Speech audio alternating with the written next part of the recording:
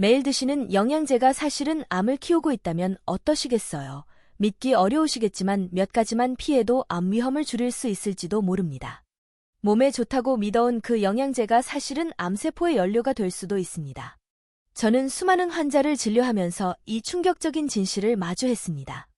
실제로 제가 만난 환자 중에는 하루에 10가지 종류의 영양제를 먹다가 암이 악화된 분도 계셨습니다. 이 이야기를 꺼내기까지 정말 많은 고민을 했습니다. 저의 양심 고백이 제약회사에는 큰 타격이 될 수도 있고 여러분께도 상당한 충격이 될 수 있기 때문입니다. 하지만 건강해지겠다는 희망이 오히려 병을 키우는 가혹한 현실을 더는 외면할 수 없었습니다. 부디 여러분의 잘못이 아니라는 점을 이해해 주십시오. 제약회사들은 당연하게도 영양제의 좋은 점만 강조합니다. 그래야 돈이 되니까요. 그러니 영양제 한 알만 먹으면 눈이 밝아지고 혈관이 깨끗해지고 뼈가 튼튼해진다고 믿는 것은 어찌 보면 당연한 일입니다. 오히려 요즘은 안 먹으면 불안해하는 분들도 많습니다. 그런데 말입니다. 우리는 이미 음식으로도 충분한 영양을 섭취하고 있습니다. 그런데도 더 먹으면 그건 독입니다. 그리고 독은 암을 자라게 합니다. 오늘 저는 그 진실을 말씀드리려고 이 자리에 섰습니다. 어떤 영양제가 암을 일으키는지, 대신 어떤 걸 먹어야 하는지 다 알려드릴게요. 여러분의 귀중한 노력과 시간, 돈 모두 아낄 수 있게 말이죠. 이 영상을 시청하시면 암을 키울 수 있는 영양제를 확실히 피할 수 있습니다. 나아가 우리 땅에서 길러낸 보물 같은 자연식품을 통해 안전하게 영양을 채우는 법도 알 수 있습니다. 그리고 가장 중요한 것은 내 몸에 진짜 필요한 영양제만을 선택할 수 있는 명확한 기준을 얻게 되실 겁니다. 이 기준들은 저의 광범위한 진료 경험과 최신 과학 연구 결과들을 바탕으로 신중하게 만들어졌습니다. 마지막으로 정말로 영양제가 필요한 분들을 위해 제가 많은 노년기 환자분들께 자주 추천드렸던 가장 필수적이면서도 안전한 영양제들을 공유해드리겠습니다. 안녕하세요. 저는 대학병원에서 근무하는 전문의이며 매일 다양한 노년기 환자분들을 만나고 있습니다. 혹시 지금 이런 흔한 영양제들 중 어떤 것을 드시고 계신가요? 예를 들어 눈 건강을 위한 베타카로틴, 노화 방지용 비타민 E, 혈관 건강을 위한 엽산, 뼈 건강을 위한 칼슘, 항산화 성분인 셀레늄, 혹은 이 모든 성분이 결합된 종합 비타민까지 말입니다. 만약 이들 중 단 하나라도 드시고 계시다면 이 영상은 반드시 끝까지 시청하셔야 합니다. 비록 지금은 드시지 않더라도 앞으로는 드실 가능성도 있습니다. 이 중요한 정보를 미리 아는 것이 여러분의 장기적인 건강을 지키는 데 엄청난 도움이 될 것입니다. 이 영상은 처음부터 끝까지 하나의 흐름으로 유기적으로 연결되어 있습니다. 중간에 끊지 마시고 꼭 끝까지 봐주세요.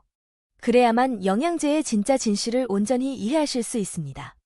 이제부터 암을 유발하는 영양제와 멀어지고 여러분의 몸을 진정으로 지지해줄 결코 배신하지 않을 건강한 영양소 선택법을 안내해 드리겠습니다. 암 없이 건강한 삶을 스스로 지켜내고 싶으시다면 이 영상의 좋아요를 누르시고 채널을 구독해 주십시오.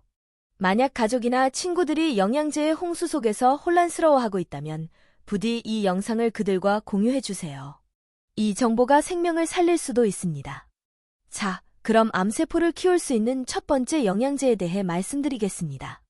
그것은 바로 베타카로틴입니다. 아마 많은 분들이 눈 건강을 위해 베타카로틴 영양제를 특별히 챙겨 드시고 계실 겁니다. 베타카로틴은 몸에 흡수되면 비타민 A로 전환되는데 이는 눈을 보호하고 세포 노화를 방지하는 데 매우 중요한 성분입니다. 그러나 믿기 어려우시겠지만 연구 결과에 따르면 베타카로틴 영양제가 폐암 위험을 증가시킬 수 있다는 사실이 밝혀졌습니다. 미국과 핀란드에서 진행된 대규모 연구에서 흡연자들에게 베타카로틴 보충제를 섭취하게 한 결과 폐암 발병률이 오히려 증가하는 충격적인 결과를 보였습니다. 심지어 장기간 고용량의 베타카로틴을 섭취했을 때 사망률이 17%나 증가했다는 사실도 확인되었습니다. 베타카로틴은 많은 눈 건강 영양제에 흔히 들어가는 성분입니다. 최근에는 이러한 연구 결과들을 반영하여 베타카로틴 대신 루테인과 지아잔틴을 함유한 제품들이 많이 출시되고 있습니다. 하지만 구형 영양제에는 여전히 베타카로틴이 포함된 경우가 많으므로 눈 영양제를 드시고 계신다면 반드시 확인해 보시기 바랍니다. 베타카로틴은 종합 비타민에도 포함될 수 있습니다.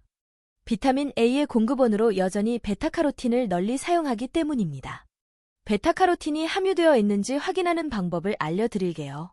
영양제 포장의 원료명 및 함량 표시 부분을 보시면 베타카로틴 또는 베타카로텐, 베타카로테노이드와 같은 성분명이 있다면 베타카로틴이 포함된 것입니다. 이 성분이 들어간 영양제를 드시는 것은 암세포에게 먹이를 주는 것과 같습니다. 특히 흡연 이력이 있는 분들은 베타카로틴이 들어있는 영양제를 절대 드시면 안 됩니다. 베타카로틴은 반드시 섭취해야 하는 필수 영양소는 아닙니다. 하지만 우리 몸에 꼭 필요한 비타민 A의 원료이기 때문에 중요합니다. 비타민 A가 부족하면 야맹증, 면역력 저하, 피부 및 점막 손상과 같은 문제가 발생할 수 있습니다. 그렇다면 베타카로틴은 어떻게 섭취해야 안전할까요? 바로 음식으로 섭취하는 것입니다. 자연식품을 통해 얻는 베타카로틴은 안전합니다. 자연에서 얻는 베타카로틴은 우리 몸이 필요한 만큼만 비타민 A로 전환하여 흡수하고 남은 양은 몸에 축적되지 않습니다. 하지만 영양제 형태의 베타카로틴은 이러한 체내 조절 기능이 없기 때문에 몸에 쌓이게 되고 이것이 폐암을 유발하는 원인이 됩니다. 그렇다면 어떤 음식을 먹어야 할까요? 베타카로틴은 주황색 채소와 짙은 녹색 채소에 풍부하게 함유되어 있습니다. 당근 1개, 고구마 반 개, 늙은 호박 작은 조각, 시금치나 케일 나물 1접시, 브로콜리 1접시, 잘 익은 망고 1조각 같은 것들 말입니다. 이 중 하루에 한두 가지만 드셔도 충분합니다. 채소들을 살짝 삶거나 찌면 흡수율이 더 좋아지고 소량의 기름을 살짝 더하면 지용성인 베타카로틴이 더 잘 흡수됩니다. 요컨대 베타카로틴은 알약 형태가 아니라 여러분의 식탁 위에서 챙기는 것이 가장 안전하고 효과적인 건강법입니다.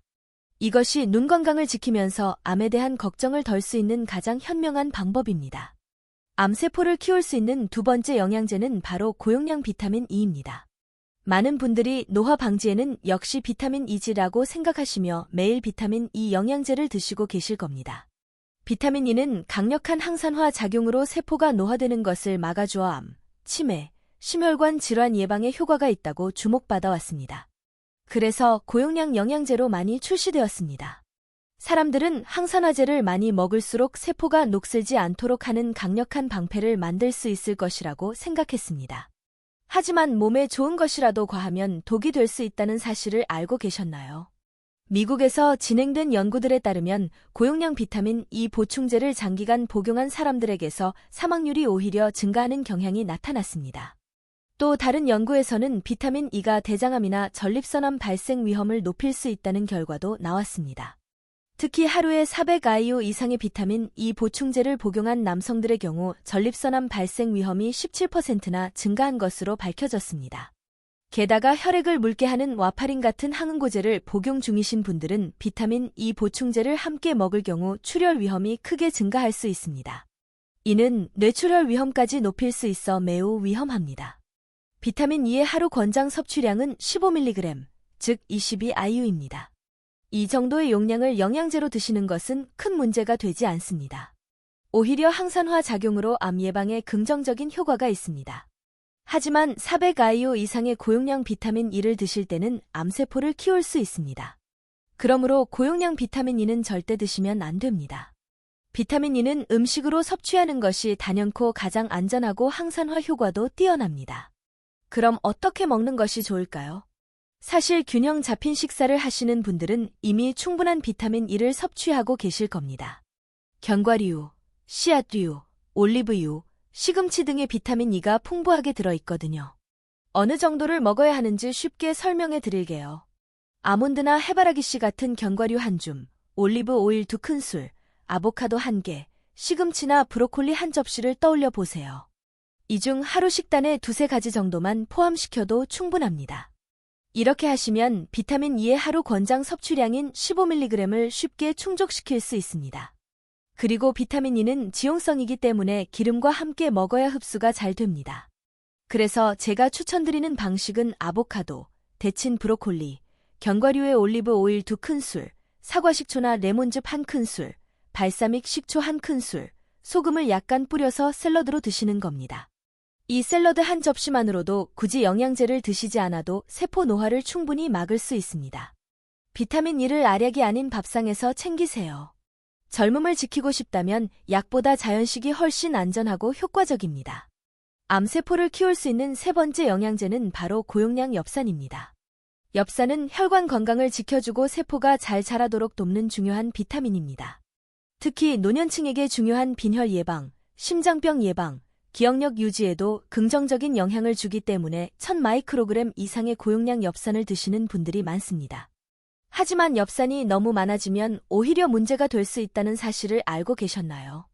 최근 연구들에 따르면 엽산 보충제를 고용량으로 장기간 복용한 사람들 중 일부에서 전립선암, 대장암, 폐암 발생 위험이 증가했다는 보고가 있습니다. 미국에서 10년에 걸쳐 진행된 한 연구에서는 하루 1000마이크로그램의 엽산을 3년 이상 복용한 남성들의 전립선암 발생 위험이 2배 이상 증가한 것으로 보고되었습니다. 특히 용종을 제거한 이력이 있거나 암 병력이 있는 노년층은 엽산 보충제를 함부로 드시면 안 됩니다. 심지어 엽산이 암세포가 자라는 데 필요한 세포 복제 기능을 돕는 바람에 암의 성장을 촉진할 수도 있다는 분석도 있습니다. 그렇다고 엽산이 무조건 나쁘다는 뜻은 아닙니다. 엽산이 부족하면 오히려 암 발생 위험이 증가합니다. 엽산은 손상된 DNA를 수리하는 역할도 하거든요. 그런데 엽산이 부족하면 DNA 수리를 제대로 못하겠죠.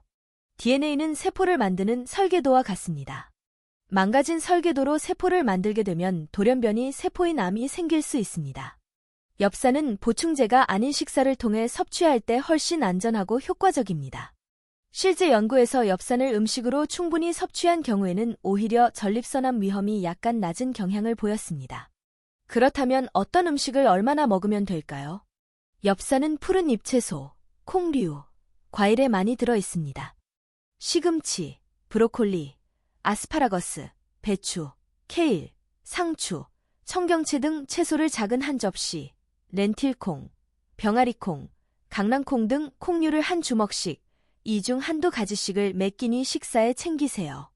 그리고 간식으로 바나나, 오렌지, 키위, 딸기, 아보카도, 포도, 석류 등 과일 중 한두 가지를 드세요. 이렇게만 드시면 하루 권장량인 400마이크로그램의 엽산을 충분히 섭취할 수 있고 과잉 걱정도 하지 않으셔도 됩니다.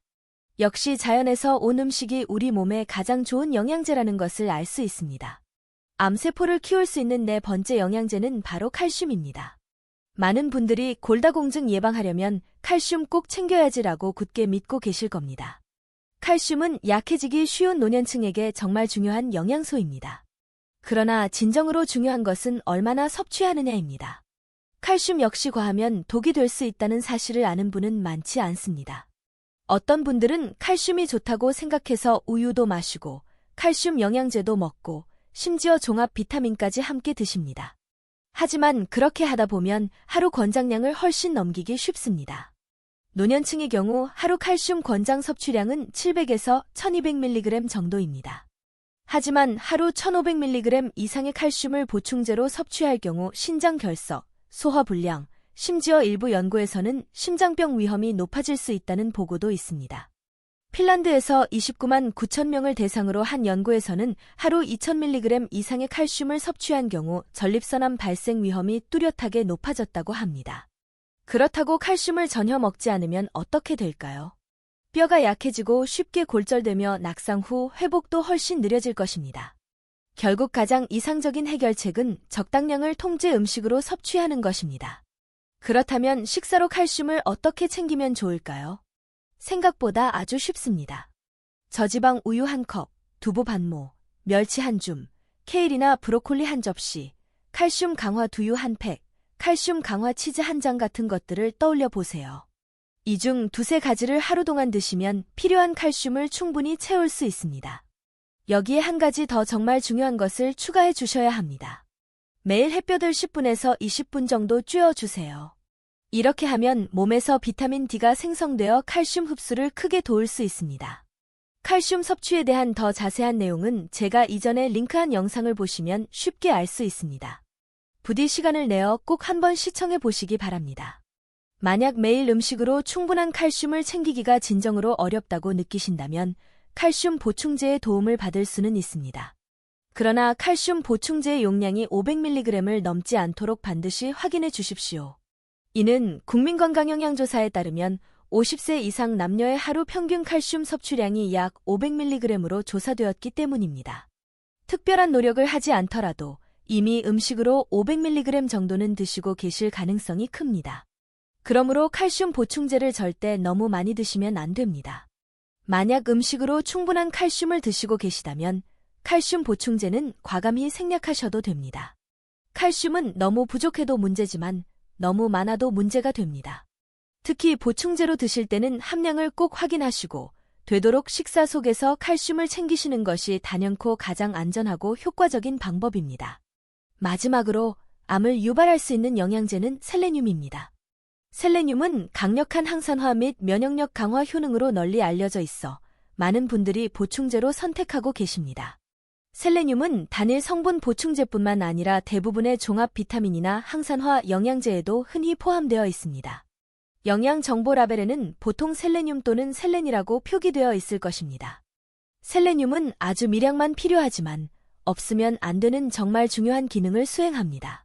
셀레늄은 세포 노화를 방지하는 항산화 효소의 핵심 구성 성분이며 갑상선 호르몬 대사에도 필수적인 요소입니다. 게다가 면역 기능과 생식 건강에도 중요한 역할을 합니다. 하지만 우리 몸에서는 셀레늄을 스스로 만들어내지 못하기 때문에 반드시 외부 섭취를 통해 보충해야 합니다. 이러한 특성 때문에 영양제로 섭취해야 한다고 홍보가 많이 이루어집니다. 그러나 대다수의 사람들은 이미 일반적인 식사를 통해 권장 섭취량인 55마이크로그램 이상의 셀레늄을 충분히 섭취하고 있습니다. 셀레늄이 함유된 음식은 매우 다양하며 이들 중 많은 음식이 한국인의 식단에 자주 오르는 것들입니다.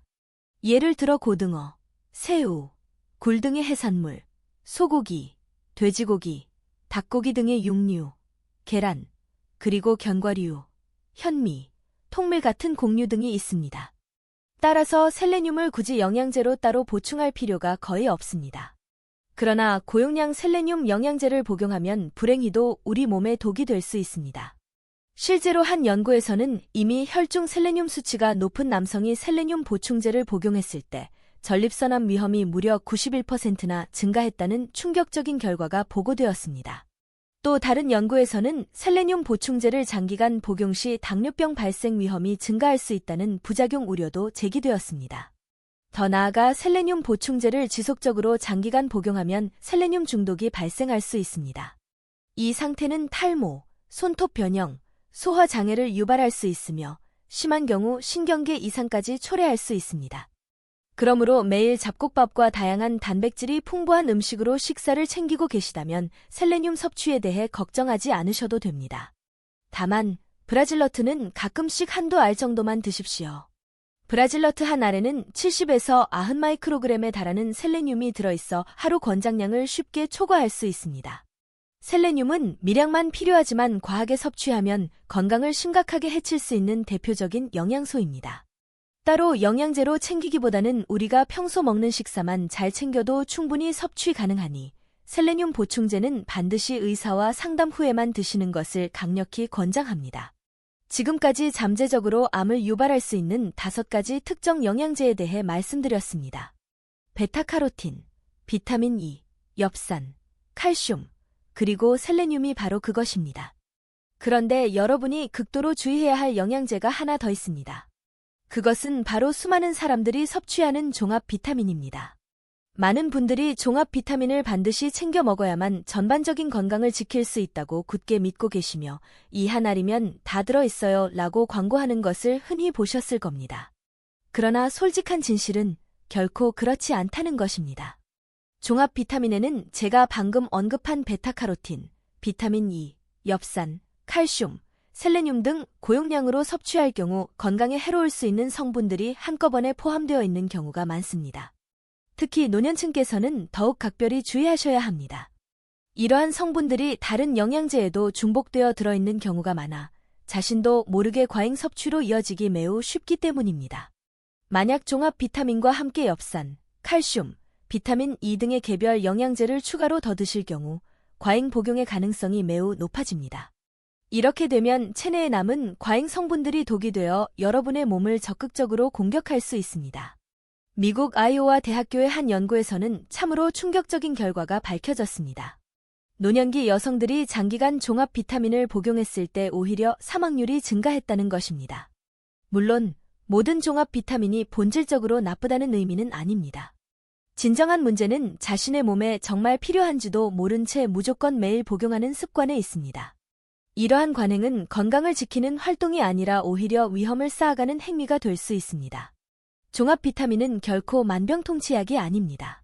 노년층의 건강을 가장 안전하게 보호하는 방법은 오직 필요한 성분만을 적절한 양으로 가능한 한 통째 음식에서 직접 섭취하여 몸을 채우는 것입니다.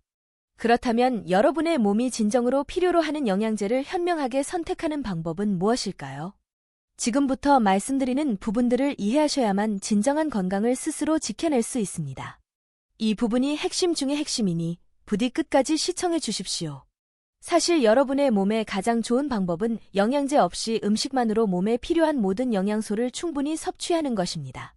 수많은 연구 결과들 또한 우리 땅에서 나고 자란 자연식품이 우리 몸에 단연코 가장 안전하고 효과적이라고 말합니다. 왜 그럴까요? 첫째, 영양소는 서로 상호작용할 때 훨씬 더 잘 흡수됩니다. 영양제에는 보통 한두 가지 성분만 들어 있습니다. 하지만 자연식품에는 그 외에 여러 가지 유익한 성분들이 함께 들어 있습니다. 예를 들어 오렌지를 먹으면 비타민 C뿐만 아니라 섬유질, 플라보노이드 같은 항산화 물질, 그리고 칼륨까지 동시에 섭취하게 됩니다. 이러한 성분들이 서로 도움을 주고받기 때문에 영양소가 몸에 훨씬 더 잘 흡수되고 그 효과도 증폭됩니다. 둘째, 과잉 섭취 위험이 매우 낮습니다. 음식을 섭취할 때는 영양소들이 조금씩 천천히 몸에 들어옵니다. 이는 여러 성분과 섞여 들어오고 영양소의 농도 자체가 낮기 때문입니다. 그래서 몸이 필요한 만큼만 사용하고 나머지는 쉽게 배출할 수 있습니다. 하지만 영양제 한 알에는 수십 인분의 음식에 해당하는 영양소가 고농도로 농축되어 있습니다. 이렇게 고농도로 영양소가 한 번에 들어오면 장과 간이 조절하기도 전에 혈액으로 확 흡수되어 버립니다. 그 결과 불필요한 성분들이 제대로 배출되지 못하고 몸에 쌓여 독이 되는 것입니다. 셋째, 음식으로 영양소를 채우는 과정 자체가 건강한 생활 습관으로 이어집니다. 예를 들어 칼슘을 음식으로 챙겨야겠다고 생각하면 우유, 멸치, 두부, 채소와 같은 건강한 음식들을 골라서 식탁에 올리게 됩니다. 그러면 자연스럽게 짜고 기름진 음식은 줄어들고 신선한 음식 섭취는 늘어나겠죠. 이렇게 식단을 신경 쓰다 보면 체중이 적절히 조절되고 혈당과 혈압도 함께 좋아지는 선순환이 일어나게 됩니다. 이러한 이유들 때문에 영양제를 드시기 전에 먼저 다양한 영양소를 음식으로 섭취하시기를 가장 강력히 추천드립니다. 하지만 노년층께서 음식만으로 충분한 영양소를 섭취하시는 것이 현실적으로 어려운 경우가 많습니다. 건강한 식단으로 잘 챙겨 먹는다고 해도 체력이 예전 같지 않거나 면역력이 떨어진다고 느끼는 분들도 계실 겁니다. 대체 왜 그런 걸까요? 첫째로 식사량이 감소하기 때문입니다. 나이가 들면 몸이 가만히 있을 때 소모하는 에너지인 기초 대사량이 줄어들고 식사량도 자연스레 줄어듭니다. 그래서 필수 영양소를 음식만으로 충분히 채우기가 어려워질 수 있습니다. 둘째로 치아와 소화기 문제가 발생합니다. 치아와 소화기가 약해져서 고기나 채소를 섭취하는 것이 힘들어지는 경우가 많습니다. 셋째로 질환과 생활 패턴이 큰 영향을 줍니다. 당뇨, 고혈압, 신장 질환이 있으신 분들은 음식 제한이 필요해서 특정 영양소 결핍이 생길 수 있습니다. 또한 혼자 사시는 노년층은 균형 잡힌 식사를 직접 준비하기가 어려운 경우도 많습니다. 이러한 여러 가지 이유들 때문에 음식으로 영양소를 충분히 채울 수 없는 상황이 생길 수 있습니다. 이럴 때는 건강을 지키기 위해 영양제로 부족분을 보충해 줄 필요가 있습니다. 그렇다면 가장 중요한 것은 여러분 자신에게 필요한 영양제를 현명하게 고르는 것이겠죠. 여러분의 몸에 꼭 필요한 영양제만을 똑똑하게 고르는 방법은 무엇일까요? 제가 5가지 기준을 알려드리겠습니다. 첫째, 반드시 혈액 검사나 의사의 진단을 바탕으로 영양제를 선택하십시오. 누가 좋다고 하더라, TV에서 연예인이 먹는다더라는 기준으로 영양제를 고르지 마십시오. 가장 확실한 방법은 병원에서 피검사를 받아서 현재 부족한 영양소가 무엇인지 정확히 확인하는 것입니다. 예를 들어 혈액 검사에서 실제로 비타민 D가 부족하다고 나오면 그때 보충제를 드시는 것이죠. 이렇게 해야 불필요한 중복 섭취를 효과적으로 막을 수 있습니다. 가까운 가정의학과나 내과에 방문하셔서 부족한 비타민이나 미네랄이 있는지 알고 싶다고 혈액 검사를 요청하시면 됩니다. 보통 비타민 D, 비타민 B12, 엽산, 철분, 칼슘, 마그네슘 등에 대해 확인하실 수 있습니다. 검사 결과 부족하다고 나온 부분만 영양제로 보충하시면 됩니다. 조금 더 상세한 검사를 원하신다면 기능의학 클리닉에 방문하여 오메가3 지수 검사, 항산화 산화 스트레스 검사, 호르몬 검사, 장내 미생물 검사 등도 받으실 수 있습니다. 다만 이 부분은 건강보험 적용이 되지 않아 비용이 많이 들 수 있다는 점을 유의하십시오. 둘째, 단일 성분 위주로 영양제를 선택하십시오. 하나의 성분만 들어있는 단일 영양제는 내가 얼마나 먹고 있는지, 필요한지를 확인하기가 훨씬 쉽습니다. 반대로 여러 성분이 섞여 있는 복합제는 무엇이 얼마나 들어있는지 혼동되기 쉽고 다른 영양제와 겹쳐서 너무 많이 먹게 되는 위험이 있습니다. 예를 들어 종합 비타민에 이미 비타민 E가 들어있는데 또 따로 비타민 E 영양제를 드시면 권장량을 훨씬 넘길 수 있습니다. 단순히 많이 들어있을수록 좋다는 것은 오해입니다. 종합 비타민은 여러 성분이 한꺼번에 들어있다고 광고하지만 그중 상당수는 우리 몸에 필요하지 않거나 너무 적은 양만 들어있어 실질적인 효과가 없는 경우도 많습니다. 따라서 종합 비타민보다는 비타민 D나 비타민 B군처럼 단일 비타민을 선택하시기를 강력히 추천합니다. 셋째, 반드시 믿을 수 있는 브랜드의 제품이나 전문가가 권장하는 제품만 섭취하십시오. 영양제는 의약품이 아니기 때문에 관리 및 검사가 의약품만큼 엄격하지 않을 수 있습니다. 그러므로 반드시 신뢰할 수 있는 회사에서 제조한 제품이거나 의사, 약사가 권장하는 제품을 선택하는 것이 가장 안전합니다. 병원에서 추천해주는 제품이거나 식품의약품안전처에서 인증한 건강기능식품 마크가 있는지 확인하십시오. 단순히 가격이 싸다고 무조건 좋은 것도 아니고 겉포장이 화려하다고 해서 믿을 수 있는 것도 아닙니다. 제품이 제대로 검증되었는지가 가장 중요한 선택 기준입니다. 넷째, 영양제의 효과를 면밀히 관찰하며 섭취량을 조절하십시오. 영양제를 드실 때 욕심을 내어 여러 가지를 한꺼번에 시작하지 마십시오. 한 번에 여러 개를 복용하면 내 몸에 어떤 영양제가 효과가 있는지, 어떤 것이 안 맞는지 구분하기가 매우 어렵습니다. 대신 한 가지씩 차례대로 시작하십시오. 예를 들어 비타민 D를 먼저 3개월 정도 복용해보고 피로감이나 무기력함이 나아지는지 주의 깊게 지켜보는 것입니다. 이때 몸의 변화를 살펴보는 핵심 포인트는 간단합니다. 피로가 덜한지, 잠은 잘 오는지, 속이 편안한지, 통증이 줄었는지와 같은 변화만 확인해도 충분합니다. 만약 아무런 변화를 느끼지 못하거나 오히려 속이 불편하다면 미련 없이 그 영양제는 중단하십시오. 남들이 다 먹는다고 해서 따라가기보다는 내 몸의 반응이 가장 정확한 판단 기준입니다. 다섯째, 현재 드시는 약물과의 상호작용을 반드시 확인하십시오. 영양제의 특정 성분은 복용 중인 약물과 상호작용을 일으켜 출혈, 신장 문제, 흡수 저하와 같은 부작용을 유발할 수 있기 때문입니다.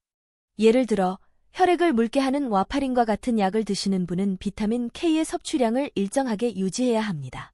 또한 고용량의 비타민 E를 드시면 출혈 위험이 높아질 수 있고 오메가3, 마늘, 인삼 같은 건강식품도 유사한 위험을 증가시킬 수 있습니다. 따라서 이러한 경우에는 새로운 보충제를 시작하거나 중단할 때 반드시 혈액 검사를 통해 확인하는 것이 가장 안전합니다. 그리고 위장약이나 당뇨약을 오랫동안 드시는 분들은 비타민 B12 부족이 흔히 나타납니다. 이럴 때는 1년에서 2년에 한 번은 혈액 검사로 확인하고 필요하다면 보충해주는 것이 좋습니다. 고혈압이나 심장약을 드시는 분들은 칼륨이나 칼슘 같은 미네랄 보충제를 조심해야 합니다. 일부 약은 칼륨 수치를 너무 높게 만들 수 있고 또 어떤 약은 칼슘 수치를 높일 수 있으니 주치의와의 상담이 반드시 필요합니다. 골다공증 약을 드시는 분은 공복에만 약을 복용하고 다른 영양제와는 시간 간격을 두어 복용해야 약효가 떨어지지 않습니다. 항생제를 드실 때도 마찬가지입니다. 칼슘이나 철분 보충제와 함께 먹으면 항생제의 효과가 절반으로 줄어들 수 있으므로 최소 몇 시간 간격을 두는 것이 훨씬 안전한 방법입니다. 영양제가 내가 복용하는 약물, 그리고 현재 내 건강 상태와 어떻게 상호작용하는지는 매우 중요한 문제입니다. 약물과 영양제는 항상 함께 고려되어야 하며 새로운 보충제를 시작할 때는 반드시 주치의나 약사에게 상의하는 것이 단연코 가장 안전한 방법입니다. 이제 이러한 지침들을 통해 여러분의 몸에 진정으로 필요한 영양제가 무엇인지 훨씬 더 명확하게 파악하실 수 있을 겁니다. 마지막으로 제가 노년기 환자분들을 진료하면서 가장 자주 추천해드렸던 몇 가지 영양제들을 소개해드리고자 합니다. 노년층에게 가장 필요하고 비교적 안전하며 암 발생 위험 증가와는 관련이 없는 3가지 특정 영양제에 대해 말씀드리겠습니다. 첫째, 비타민 D입니다. 우리나라 노년층 10명 중 8명은 비타민 D가 부족합니다. 햇볕을 받아야 몸에서 합성되는데 나이가 들면 합성 능력이 떨어지고 외출도 줄어들면서 부족하기 쉽습니다. 비타민 D는 뼈를 튼튼하게 하고 근육을 보호하며 면역력 유지에도 필수적입니다. 하루 1000에서 2000 IU 정도의 권장량을 드신다면 부작용 걱정은 거의 없습니다. 일부 연구에서는 오히려 암 사망률을 줄일 수 있다는 결과도 보고되었습니다. 둘째, 비타민 B12입니다. 나이가 들면 위산 분비가 줄어들고 위장약이나 당뇨약을 오랫동안 드시는 분들이 많습니다.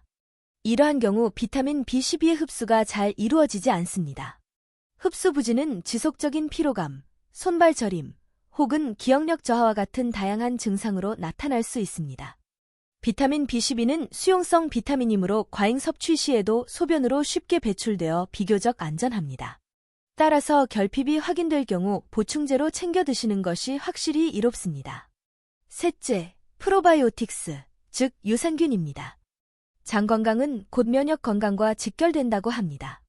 나이가 들수록 장 속 유익균의 수가 자연스럽게 줄어들기 때문에 변비, 설사, 소화 불량과 같은 문제가 자주 발생합니다. 프로바이오틱스는 이러한 장 건강을 회복시켜주고 면역력 강화에도 도움을 줍니다. 부작용은 대체로 가스가 차거나 배가 부른 느낌 정도이며 대부분의 경우 매우 안전합니다. 그러나 항암 치료를 받고 계시거나 면역 억제제를 복용 중인 분들은 반드시 의사와 상의 후에 섭취하셔야 합니다. 오늘 영상에서 말씀드린 내용을 3줄로 명확하게 요약해 드리겠습니다. 첫째, 아무 영양제나 무턱대고 먹다가는 불행히도 암세포를 키울 수 있습니다. 둘째, 영양제에 의존하기보다는 우리 땅에서 나고 자란 통제 음식으로 자연스럽게 영양소를 섭취하는 것이 훨씬 안전하고 훨씬 효과적입니다.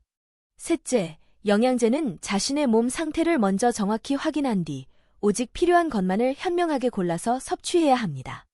영양제는 만병통치약이 아닙니다. 그것은 약이 아니며 때로는 독이 될 수도 있습니다. 모든 사람에게 다 좋은 영양제라는 것은 존재하지 않습니다. 가장 현명한 접근 방식은 전문가의 도움을 받아 자신에게 꼭 필요한 양만큼만 자신의 몸에 진정으로 맞는 영양제를 신중하게 선택하여 섭취하는 것입니다. 그것이야말로 진정한 건강을 지키는 길입니다. 오늘 제가 공유해드린 영양제 섭취 팁 중에서 어떤 것을 가장 먼저 실천해보고 싶으신가요? 댓글로 여러분의 생각을 남겨주시면 제가 직접 읽고 다음 영상에서 함께 이야기 나눌 것을 약속드립니다. 마지막으로 여러분께 꼭 드리고 싶은 깊은 말씀이 있습니다. 영양제 한 알이 여러분의 전반적인 건강을 온전히 지켜줄 수는 없습니다.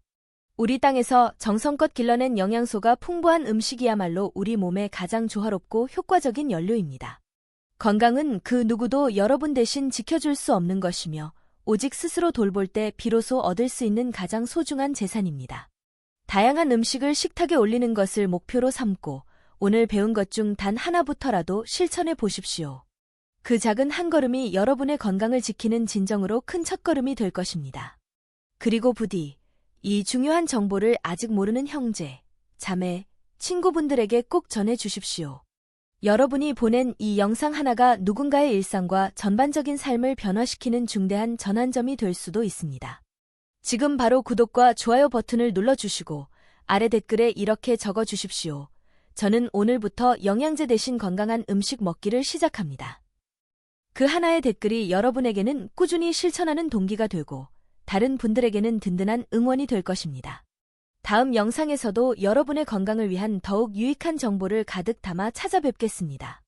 우리 땅에서 잘 자란 음식으로 지키는 건강한 삶을 진심으로 응원합니다. 지금까지 듣기만 해도 튼튼해지는 튼틀라디오였습니다. 건강한 하루 보내세요. 감사합니다.